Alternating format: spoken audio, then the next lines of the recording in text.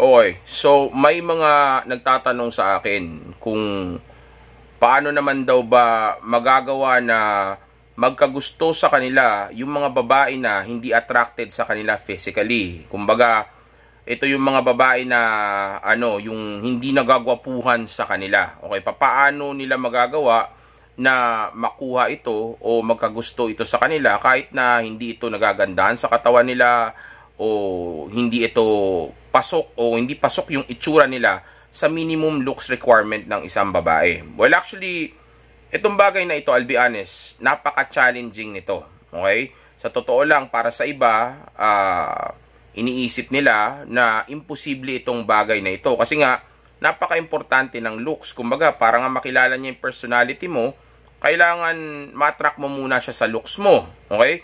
Kasi yung personality na yun na tinutukoy ko, yun naman yung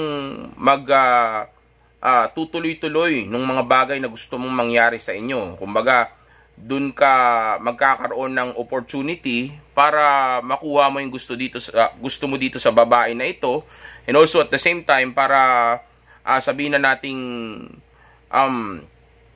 mapunta kayo kung saan kayo dapat mapunta pagdating sa relationship ninyo. Okay, kumbaga, yung looks para yan sa pang-attract, yung personality para yan sa magtuloy-tuloy yung relationship ninyo o may mangyari nga sa inyo sa kama. Kaso ang problema, kung hindi nga siya attracted sa iyo physically o hindi siya nagagwapuhan sa iyo o hindi ka pasok sa minimum looks requirement niya, then of course mahihirapan ka nga na kumbaga maipakilala yung personality mo sa kanya para mas magustuhan kanya. Okay? So ngayon, ang bagay na pwede mong gawin para maging posible ito, since hindi po pwede yung ganyang klaseng scenario, which is yung mauuna muna yung looks, okay?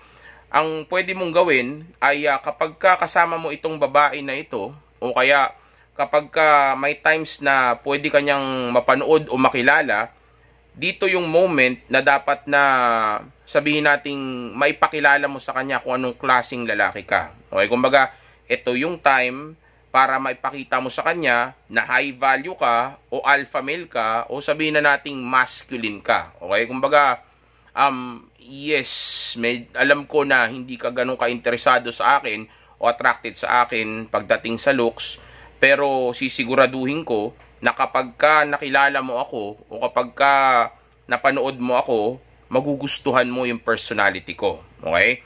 Kumbaga, magte-take advantage ka sa mga moment na makakasama mo siya at hindi lang isang beses mo ito gagawin sa kanya. Okay? Well, hindi mo naman ito gagawin para sa kanya. Actually, para ito sa iyo. Kumbaga, kaya mo lang ito gagawin ay para sabihin nating makuha mo yung gusto mo. Okay? Makuha mo yung bagay na gusto mong ma-achieve. Kasi nga, tandaan mo, hindi siya physically attracted sa iyo. Okay? So, kailangan mo mag-exert ng extra effort, hindi naman para mag-perform o para magsilbi sa kanya, kundi of course, kailangan mong umaksyon para makarating kayo dun sa bagay na gusto mo o para ma-achieve mo yung gusto mo ma-achieve. Kumbaga, kung nadidiliman ka at gusto mong magkaroon ng ilaw o lumiwanag yung paligid, kailangan mong tumayo para pindutin yung switch. Okay? Kasi hindi naman basta ilaw yan nang hindi mo pinipindot yung switch o kaya sabihin natin kung ano man yan na-operate yan ng clap, okay, kasi may mga ganong ilaw, di ba, yung papalakpak ka, still mag-e-effort ka pa rin, okay, kasi para mangyari ang isang bagay kailangan talaga mag-e-effort ka pa rin talaga. Kumbaga, kung gusto mo magluto ng pagkain, tatayo ka talaga, bibili ka ng pagkain tapos iluluto mo yun, di ba? Kumbaga, may talaga yan may procedure yan, may proseso yan para makuha mo ang isang bagay. At yung bagay na dapat mong gawin dito sa bagay na gusto mong mangyari ay yung magte-take advantage ka nga kapag kakasama mo siya o kaya mapapanood ka niya. Okay, like for example, sabihin nating kayo, magkapit-bahay kayo o kaya taga isang lugar kayo. Okay, so kung may moment na makakasama mo siya o kaya nandiyan siya, kailangan makita niya na ganun kaganda yung personality mo. Ganun kaakit-akit yung personality mo. Kasi tanda mo, hindi mo makukuha yung atensyon niya pagdating sa looks. Hindi siya interesado sa iyo pagdating sa looks. Okay? Kaya kapag nandiyan dyan siya, kailangan maakit mo siya sa personality mo. Pero hindi ka magpe-perform sa kanya. Ipapakita mo lang sa kanya kung gaano ka ka-attractive pagdating sa looks mo. Okay? Nandyan yung ipapakita mo na high value ka. Ipapakita mo na may ibang babae rin na kahit paano komportable o nagiging interesado sa iyo. Okay? O ipapakita mo na ano ka nga, na alpha ka, masculine ka, yung cool ka, kalmado ka, tapos assertive ka. Kumbaga, ikaw yung batas, ikaw yung nasusunod, okay? Hindi ka sunod-sunuran sa iba, okay? O sabihin nating ano ka, kumbaga, ano ka nga, dominante ka, okay? Kumbaga, yung mga bagay na malalaman niya sa iyo, kung sakaling na-attract mo lang sana siya sa looks mo, okay? Dito mo ngayon ipapakita yon. Kasi nga, hindi mo siya ma-attract sa sa looks mo. So, hindi ka makakapag-ask ng date sa kanya kaagad para maipakilala mo yung sarili mo. So, wala kang opportunity o chance na gawin yon. Kaya kapag nandiyan siya o kasama mo siya, okay, then dyan yung time na ipapakita mo kung gaano ka kagwapong lalaki pagdating sa personality mo. Okay? Dahil yan nga lang yung moment na magagawa mo ito dahil nga hindi mo magagamit yung looks mo para mabigyan kanya ng date. Okay? And pagdating ng time na sabihin na nating nakikita mo na kahit paano ay nagiging interesado na siya sa iyo o na-attract na siya sa iyo, then dun yung moment na mag-ask ka na ng date sa kanya. Pero of course, kailangan din natin pag-usapan kung paano mo yan, kung paano mo gagawin yung bagay na iyan. Okay? So, ganito yan. So, let's say nandyan siya sa harapan mo. Okay? Then, dapat maayos yung yung sabihin nating body language mo, yung posture mo, yung pananalita mo, masculine dapat. Okay, dapat kalmado ka, hindi ka tensyonado. Okay, tapos ipakita mo na sa grupo ninyo o kapag ka may kaharap kang ibang mga tao, kumbaga ikaw yung leader o ikaw yung dominante sa inyo. Okay, kumbaga ipakita mo sa kanya o ipa-imagine mo sa kanya kung anong klaseng anong klaseng lalaki ka kung magiging lalaki ka niya. Okay? Dun mo siya i-attract. Okay? Kunyari, kasama mo yung mga katropa mo, tapos nandiyan din siya, ipakita mo sa kanya na sa grupo ninyo, ikaw yung nasusunod. Ikaw yung pinakamalakas yung loob. Okay? Ikaw yung pinakamatapang. O lahat ng mga katropa mo, ikaw yung iniidolo. O ikaw yung kinakahangaan. O ikaw yung sabihin nating nila, yung sinasandalan. O yung pinagkakatiwalaan o ikaw yung yung sabihin nating pinaka nirerespeto nila, okay? O pinaka sinasandalan nga, kumbaga yung pinaka inaasahan nga nila sa grupo ninyo. Okay, ikaw yun. Okay, tapos pag may babae kang kasama, ipakita mo sa kanya na nadudumi na mo yung babae mo. Kumbaga, yung babae na kasama mo, hindi mo man yun girlfriend o romantically, o wala man kayong romantic na relasyon nun, still, kumbaga, ipakita mo sa kanya na kaya mong mag-handle ng babae. Okay? Kaya mong, kaya mong magtrato ng babae ng tama at yung babae na iyon ay magiging interesado sa'yo sa personality mo na ganon. Okay? Kumbaga, parang, ipinapakita mo sa kanya kung anong klaseng relationship magkakaroon kayo kung ikaw yung makakasama niya, kung ikaw yung babae na iyon. Okay? Pakita mo yun sa kanya. Kumbaga, sa moment na yun, pinapakita mo yung pre-selection at saka yung social proof mo. Okay? Kasi nga, mahirapan ka nga na ipakilala yung personality mo sa kanya kung yung looks mo yung gagamitin mo. Kaya magte-take advantage ka sa mga moment na ito para kahit paano ay magkaroon na siya ng idea kung anong klase ng lalaki ka. Okay? So, kung kasama mo siya, okay, tapos may babae kang kausap, may mga babae dun sa paligid ninyo, then ipakita mo sa kanya kung paano ka mag-handle ng babae, na hindi ka sunod-sunuran, na hindi ka pwedeng utusan. Okay? Kumbaga, hindi po pwede na sila yung masusunod. Ikaw yung batas, assertive ka. Okay? Kumbaga, kapag ka dumating yung time na may bastos, hindi ka papayag na bastusin ka. Okay? Mas mabuti pa na tatalikod ka na lang, o kaya sabihin natin, mas mabuti pa na, kumbaga, mas mabuti pa na, na hindi ka na lang hahalo-bilo sa kanila, o kaya, pagka binastos ka ng babae, ang action mo sa ganong klaseng bagay ay yung mga consequences na pwedeng sabihin nating maranasan ng babae. Let's say, may babae kang kasama doon, tapos katrabaho, well, wag natin gawing example yung katrabaho kasi ayoko talaga yan. Dahil nga, negative ang effect pagka katrabaho mo yung dinidiskarte mong babae. Pero let's say, nasa labas kayo. Okay, tapos nandun yung babae na tinutukoy ko. Tapos kakilala mo tong babae na ito. Let's say, kapitbahay ninyo. Okay, tapos tropa siya ng tropa mong lalaki. O kaya sabihin nating konektado kayo. Okay? Tapos may babae kang kasama, tapos yung babae na nandoon sa moment na yun ay medyo kinikengkoy ka o kaya tinitest ka o kaya sabihin nating inaano ka nga yung pinaglalaruan ka, then ipapakita mo sa kanya na hindi pwedeng ginagawa yun sa'yo. O ipakita mo sa kanya na takot sa akin ng mga babae na gumagawa nito. Hindi nga nila magawa to eh. At pag ginawa nila ito, kumbaga, may papakita mo sa kanya kung paano mo i-handle yung mga ganong klaseng cases. Kumbaga, hindi man siya yung nagtetest sa iyo o nag-shit test sa iyo directly, okay? Pero ipinapakita mo sa kanya kung paano mo ipasa yung shit test. Okay? Kasi nga, hindi magagawa na mag-date nga kayo ng, gamit mo yung looks mo eh. So, hindi mo mai-ask yung date na yon. Kaya dun sa moment na yun, kumbaga, parang date nyo na yun. O, yun yung date ninyo. Okay? Para makita niya o makilala niya yung personality mo. Okay? So, let's say, binabastos ka ng babae o kaya kinikengkoy ka dahil sa damit mo. So, dapat mai-handle mo na maayos yun. Kaya sinabi ng babae sa'yo, bayan, ang pangit naman ng suot mo, hindi naman bagay sa'yo. Sabi mo sa kanya, ganito. Sinasabi mo lang naman sa akin yan kasi gusto mo lang na magpapansin sa akin.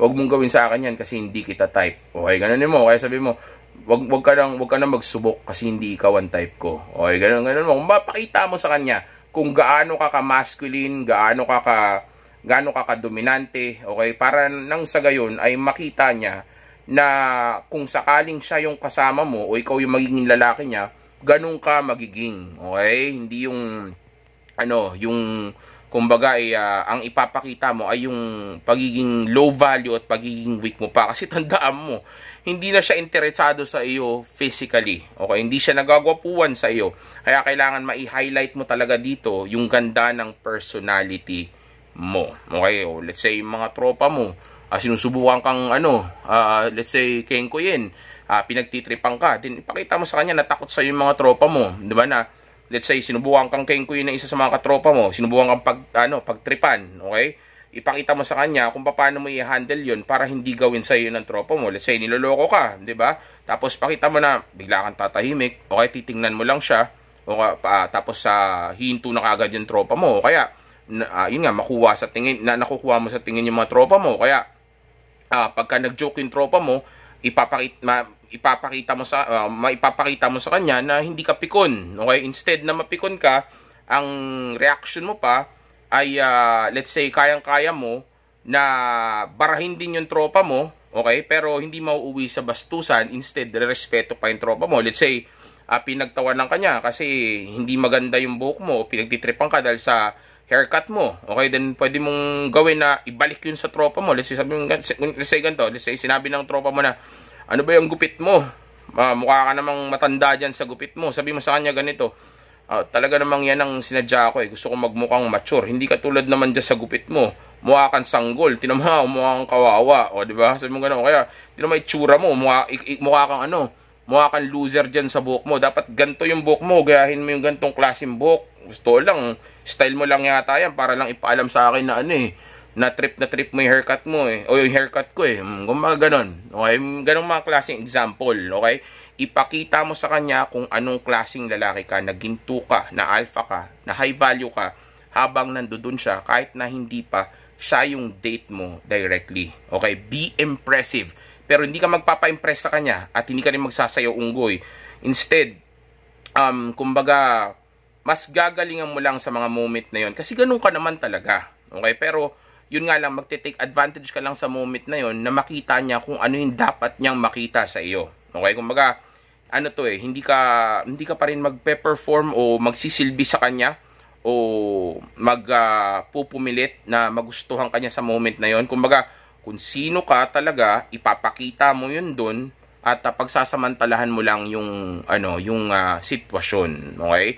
Para nang sa gayon ay makita niya nga kung anong klaseng lalaki ka, since hindi nga siya interesado sa iyo pagdating sa looks mo. Okay, kumbaga bibigyan mo na siya ng konting patikim, okay, ng pagkalalaki mo. Okay? Tapos pagka let's say nakikita mo na parang nagiging interesado siya at nagpapakita na siya ng mga choosing signals, tumitingin-tingin na o kaya ngumingiti na sa iyo, o kaya sabihin natin kapag kinakausap mo siya, let's say kakilala mo to, pag kinakausap mo siya, iba na yung pakikitungo niya sa iyo, para nagiging feminine na, lumalambot na, okay? Tapos sumahawak-hawak na sa iyo, nagaganyan-ganyan na ng buhok niya, gagalaw-galaw na ng buhok niya, 'di ba? O let's say nagpapakita na nga ng motibo sa iyo, okay? Then doon na yung time na pwede mo nang kunin yung yung contact info niya, o kaya iyain mo siya lumabas, depende sa sitwasyon, okay? Alam ko naman nakukuha niyo yung punto ko, okay? Kumbaga date na rin ninyo yon at the same time. Okay, yun yung ipapakita mo sa kanya sa moment na yon.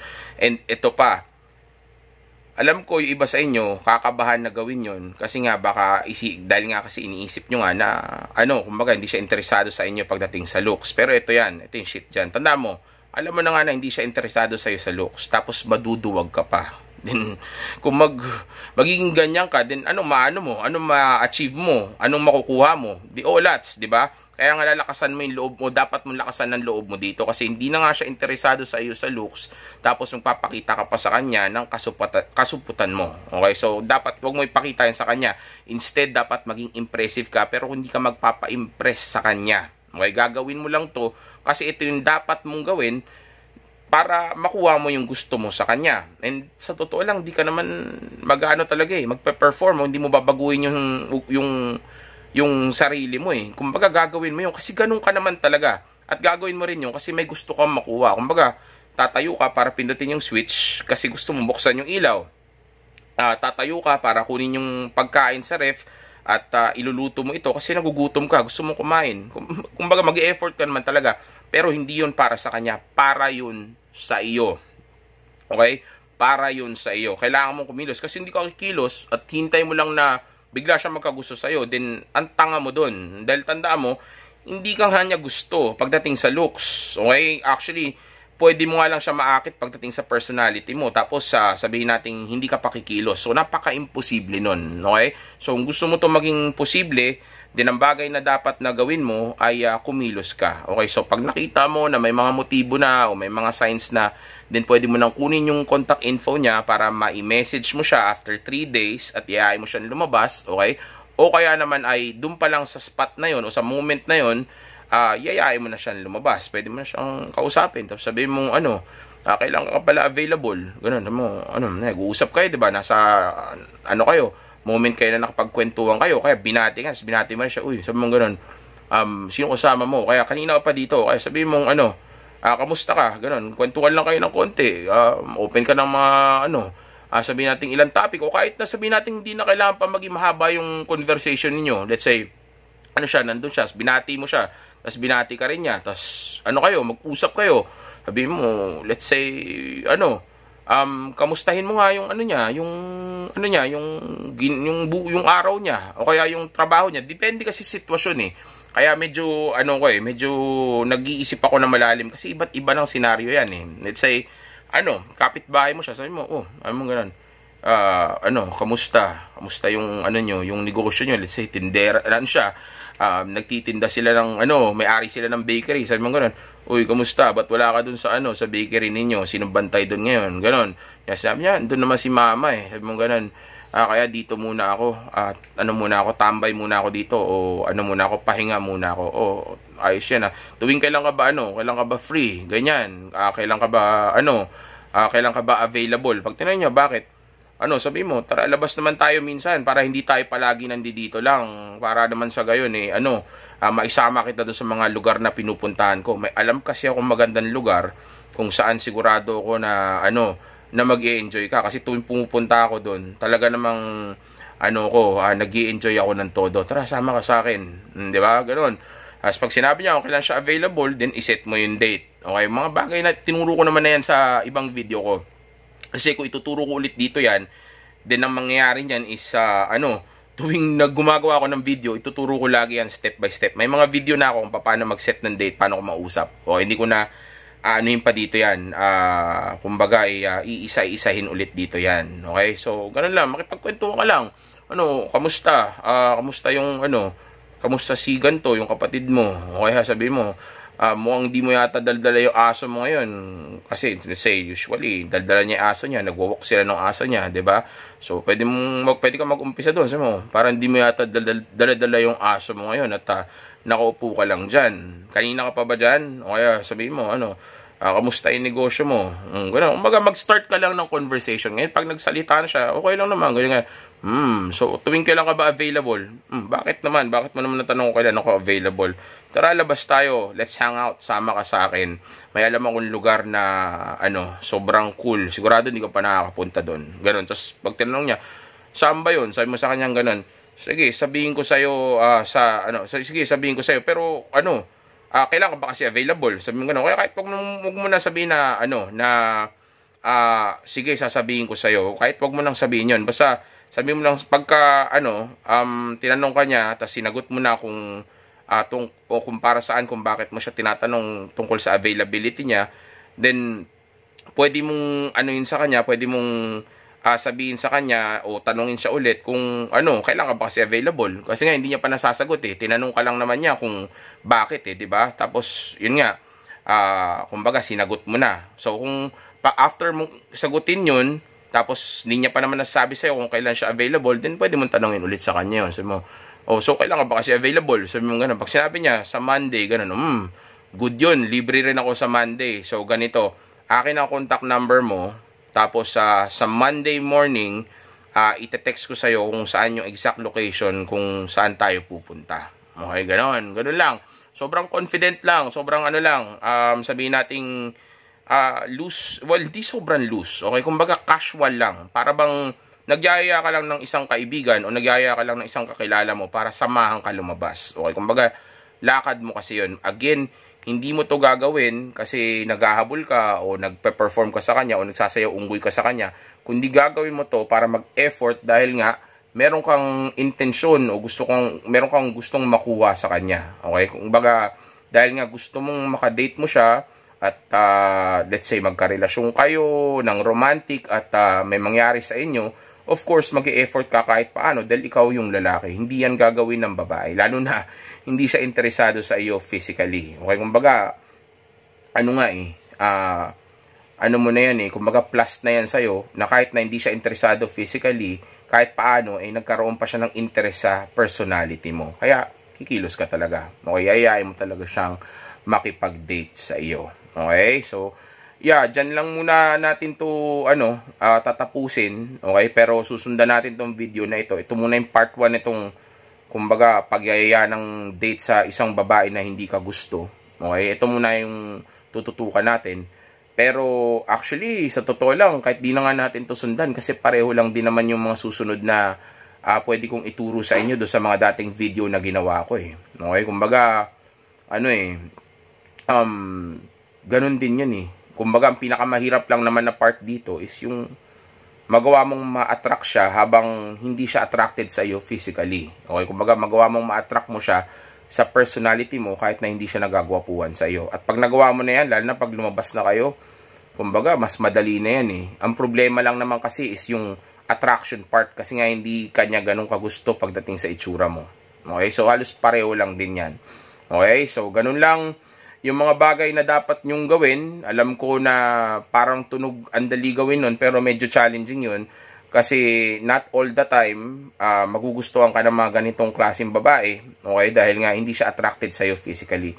Pero you can give it a try. Okay? Dahil ilang beses ko na nasubukan to, at maniwala kayo sa akin, nag-work siya sa akin. Okay? Nang ilang beses. May mga ilang beses din na hindi siya nag-work. Pero maniwala kayo sa akin, kahit paano lamang yung positive na na resulta. Okay? May mga na-date ako, may mga nailabas ako at may mga ako sa kanila na hindi ako ganun kagusto noon physically. Okay? Dahil nga ang rason din naman kung bakit importante yung looks ay dahil para ma-attract mo siya at pag na-attract mo na siya, magawa mong maipakilala sa kanya yung personality mo. So, kung magagawa mo maipakilala sa kanya yung personality mo, kahit na wala yung looks, then posible pa rin na magkaroon ka ng opportunity na lumabas kayo at may gawin kayo sa alam mo na o yung may mangyayari nga sa inyo. Okay? So, yeah, ito lang muna yung tip ko sa inyo. Para doon sa mga katanungan nyo pa, i-comment nyo lang yun dyan sa comment section para nang sa gayon, kung sakali man kailangan nating dagdagan pa itong video na ito, then dadagdagan natin ito. Basta itanong nyo lang dyan, okay? And also pala, dagdag ko lang to bago ko pa makalimutan o bago natin tapusin tong video na ito. Just in case lang na itong babae na ito ay nakakausap mo naman, okay? Then, yeah, sa mga moment na nakakausap mo siya, dyan yung moment na dapat maipakita mo sa kanya kung gaano ka ka-masculine, gaano ka ka-alpha, o gaano ka ka-high value male. Okay? Kumbaga, kung paano mo siya kausapin, paano mo siya itrato, o kung paano mo dalhin yung sarili mo, dapat na ipapakita mo yan sa kanya sa mga moment na magkausap kayo. Kasi ang ite-take advantage natin ay yung mga moment na pwede kanyang makilala. Okay? Kasi nga, hindi ka niya mapagbibigyan na makilala kanya sa date kasi nga hindi siya attracted sa iyo physically. Okay? So, kung magkausap kayo nito, hindi naman dahil magkaibigan kayo, let's say, dahil kapitbahay mo siya, o kaya kakilala siya ng ibang kakilala mo, tapos nakakapag-usap kayo. Okay? Let's say, salubong lang kayo, o kaya sabihin nating nasa isang lugar kayo, tapos may mga times na na-encounter nyo ang isa't isa, dun yung moment na dapat na ipakita mo sa kanya kung anong klase ng lalaki ka. Okay? Kumbaga, sa lahat ng moment na makakausap ka niya o makikilala ka niya, dun yung moment na dapat may pakita mo sa kanya yung pagkalalaki mo o yung tunay mong value. Kasi nga hindi niya magagawang malaman ito, okay, nang dahil sa na-attract mo siya physically. So, take advantage of those moments, okay? Yung mga moment na makikilala ka niya. Okay? So, ingat kayo. And again, safe X is the best X. Ingat!